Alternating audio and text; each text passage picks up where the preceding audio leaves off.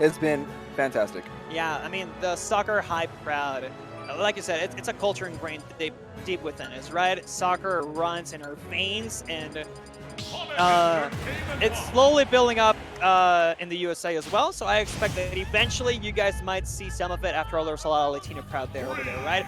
But we're going, speaking of Latinos, we're going on to the next set. This is the losers quarters of Smash Factory 9. The first set is Maister against Sonix. We already talked about Maister's hit rate in this matchup, but now will he be able to finally overcome his demon?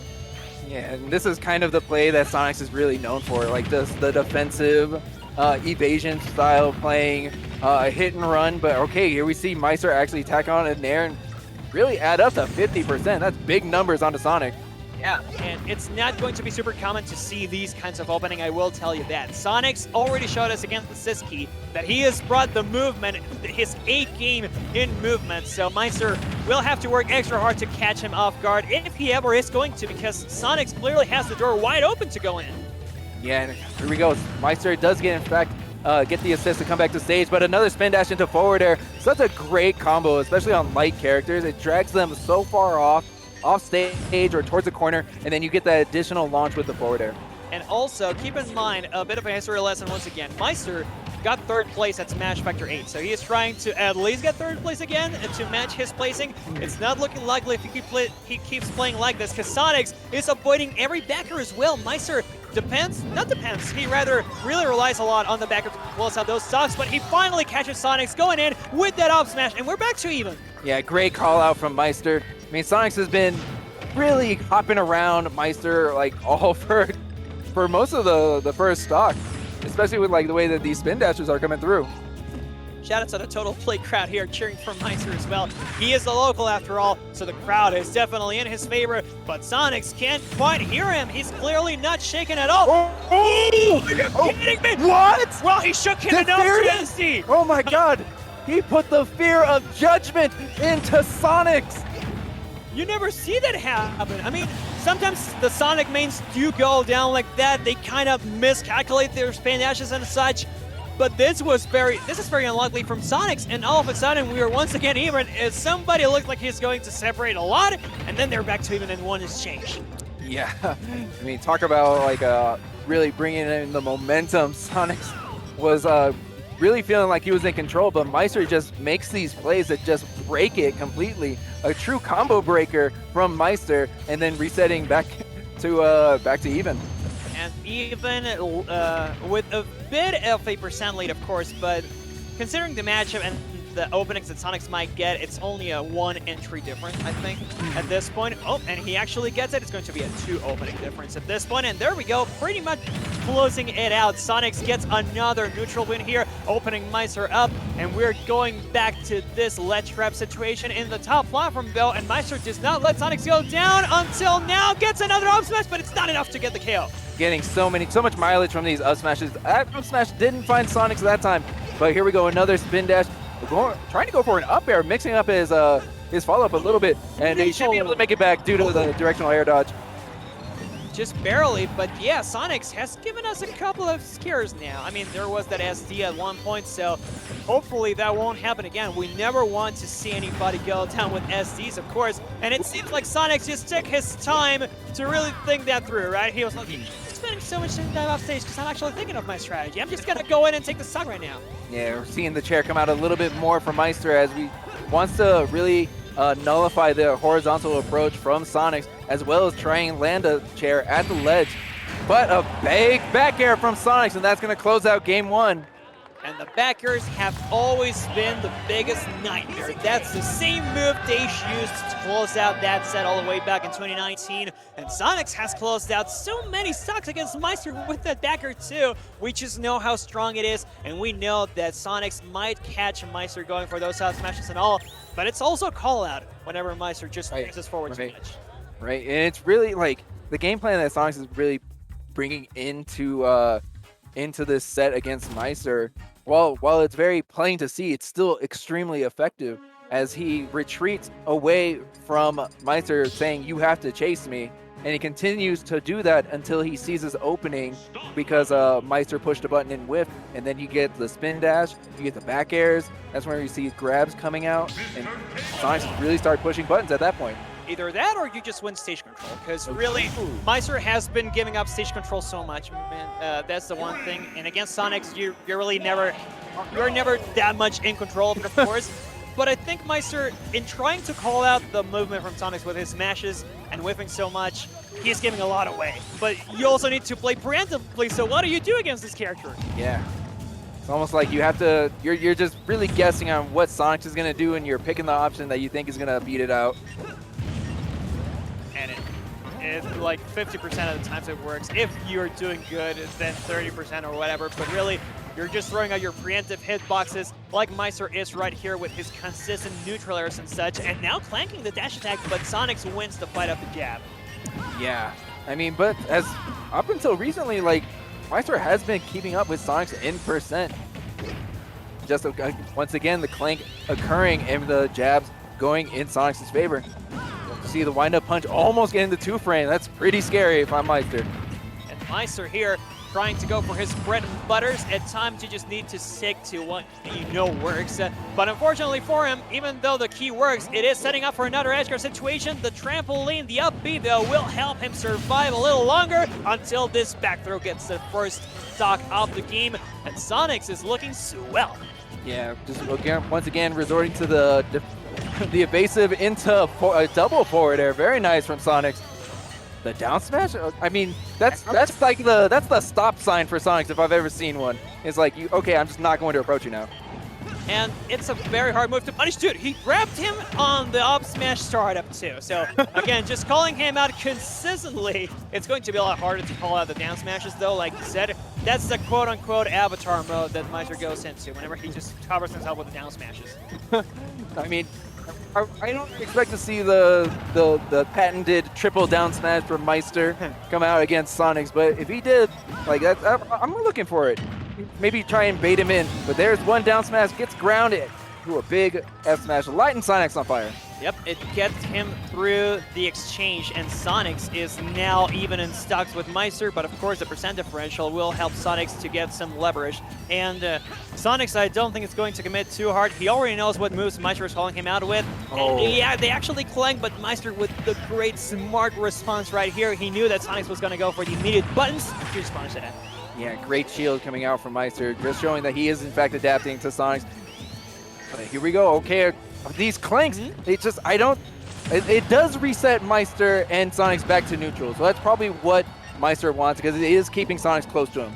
Yeah, you want to stop Sonix, right? Right. You want to stop him in his run. Unfortunately, though, Maister is actually the one being stopped in his run. With the down tilt, Sonix claims the second stock of the third stock of the match, the second of Maister's, and the key is not hitting its mark either. I see him go for the key a little too often now, and for a while, it was a big issue for him. I don't say he's reverting back to it, but if he does use the key, it's not looking good so far. Yeah, I mean, Sonix definitely has the reads on Maister at the moment. He's controlling the pace of this game, as Sonix likes to do. Okay, retreating to these platforms, and there's another spin dash into homing attack.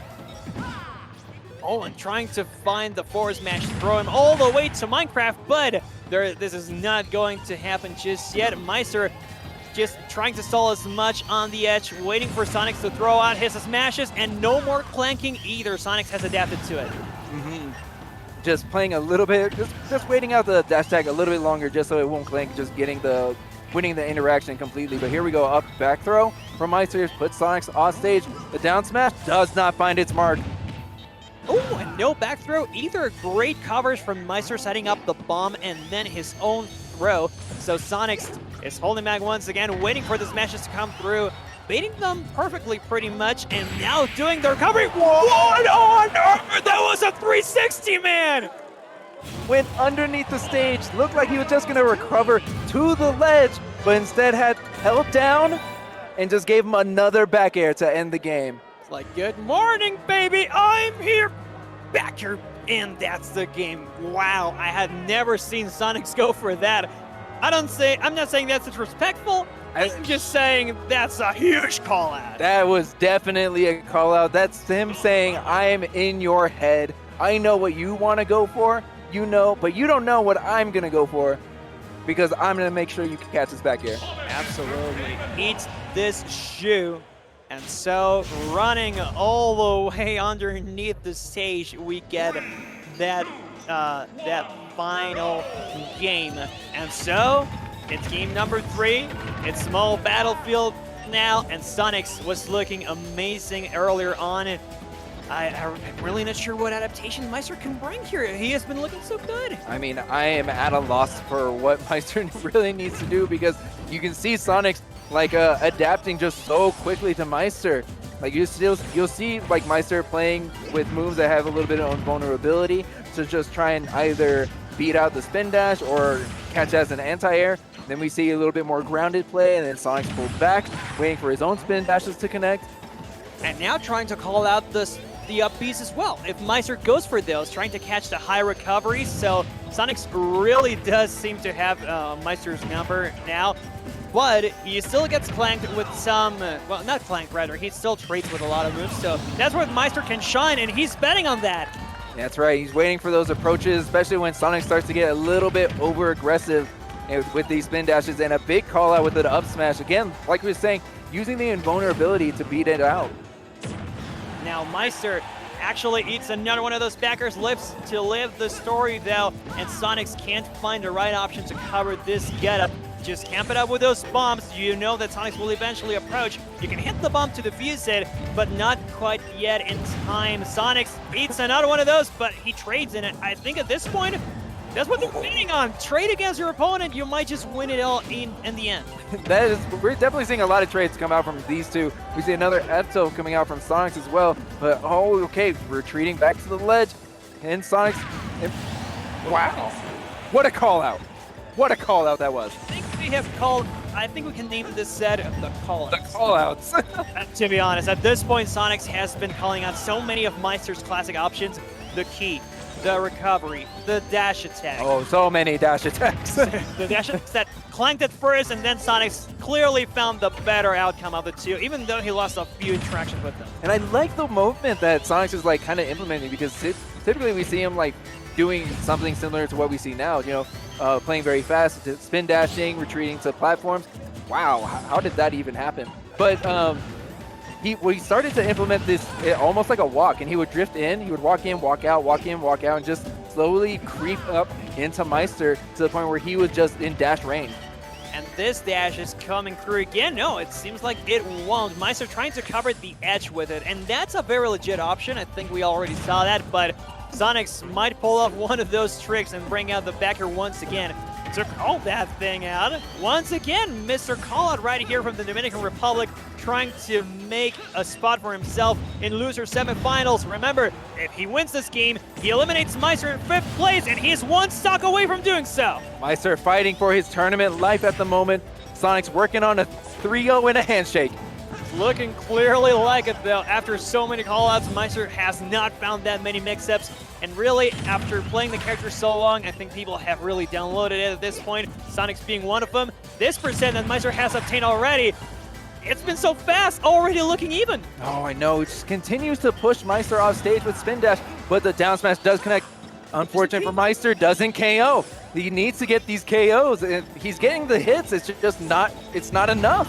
And how much percent can you build onto him before you just realize, okay, I need a straight hit, and you're not gonna find him because Sonix is moving so well, but he gets a bump, it's not going to KO either. The turtle won't do it, and Maister, look how deep he is going. I'm not saying he's desperate, but he's going for some things that we have not seen him go for in a while. That's right. I mean, he needs to make these plays right now because, like we said, tournament life on the line. Sonix still sitting on his 2nd stock, not even 1 stock apiece yet. Needs to make sure that you bring out all the stops, but Sonix does land the Epto, doesn't KO quite just yet, but we see Sonix dropping down real low. He's fishing for the backers now. The spring did not hit either. The bucket from Maister coming in so clutch every single time. It's like it's a non-insistent option. Sonix might just go down there. No spring anymore next time. but he's just waiting for Maister to commit, and this could be a back throw. That's not going to do just yet. Crazy eye from Maister, and he's going so deep. He does not go for the forward there, though. That's so smart from Maister to bring out the bucket when the spring is falling down. But here we go, another spring falling down. Are we going to see the F tilt? What is the pressure going to be?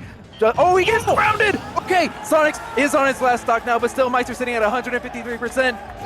This is full rage from Maister here. He eats another backer. He's gone, definitely. But we already know what they're chanting. They're shouting, nueve, nueve. That's the 9. They're waiting for the judgment to come through. But Maister needs to catch Sonix first, and it's not looking easy until now. He gets a bread and butter, but not much else. Gotta make sure that those conversions are connecting. You realize it only takes one back air, and it was almost it. But the turtle comes out, pushing Sonix off stage, falling with the nair. Even a falling nair at this point could be a threat. And here we go, Sonix once again retreating to these ledges. Dash attack actually connects for Maister. That was huge.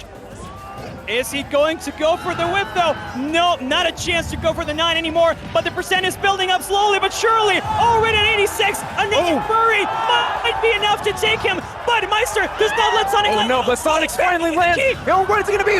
Okay, the trade comes out, and that's in fact going to work out great for Maister. It keeps him in center stage, and Sonix is in fact forced to approach once more, sitting at the ledge, and the spin dash connects. That's gonna do it! Maister is eliminated. Sonix 3-0's Maister.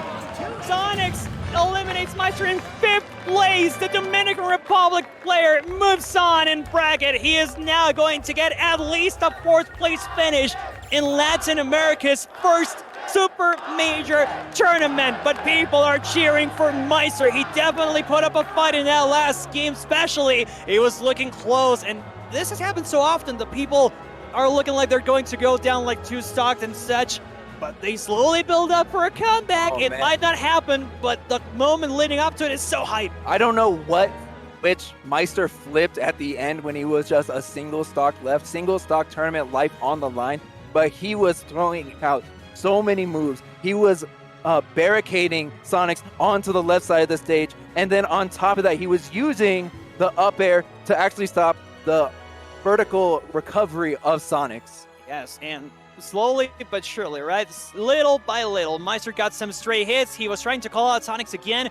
He threw out a couple of up smashes as well, waiting for Sonix to go in with a spin dash and then getting the trade for himself and winning it.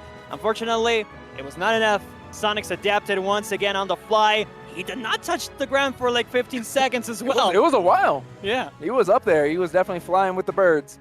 But eventually, the result came through. And that's another 3-0 set for us as well. Only one set went to Game 5, or rather only one set was not a 3-0, and it was a Game 5 between Luda and DeBuzz. But you already know, people, this is only the first half of Top 8. We're going to be signing out, though. Z-Fly, it's been a pleasure. Oh, it's been so much fun, and I love absolutely being here. If I can make it out for the next Smash Factor, I will most definitely be here. For everyone at home, if you enjoyed the commentary, you can follow me at Z-Fly Hype, all socials, including Twitch.